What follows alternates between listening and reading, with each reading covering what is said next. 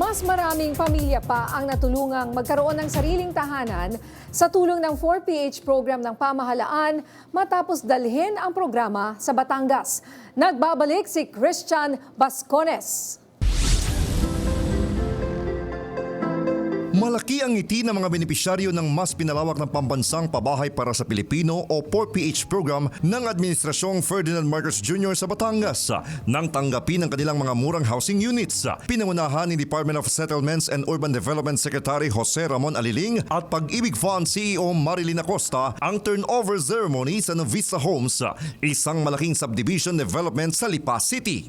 Sa pamamagitan ng sama-samang pagkilos, mas mabilis nating maihahatid ang pabahay sa mga pamilyang higit na nangangailangan nito.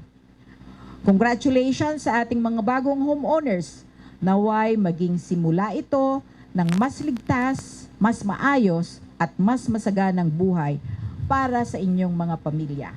Kasama ang developer dito, ang PA Properties, nangako sila ng 2,500 housing units para sa flagship program ng Pangulo, kahit ang mga middle class earners ay pasok sa naturang programa.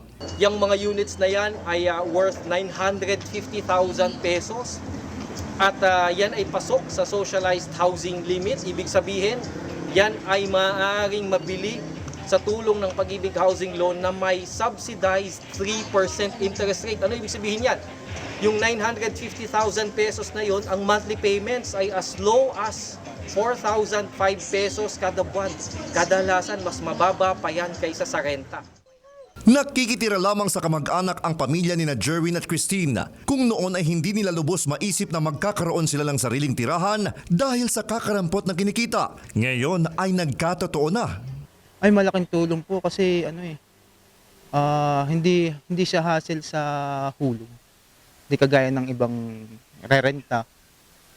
Laki ng kada monthly. Dito mababa lang. Ay maraming salamat po. Kasi meron ng programang ito pong kay President Marcos na para po sa katulad kong isang mahirap na Pilipino. Bukas ang tanggapan ng Pag-ibig Fund sa lahat ng mga interesadong magkaroon ng sariling bahay sa murang halaga. Ako si Christian Bascones ng PRTV News, nagseserbisyo para sa Pilipino.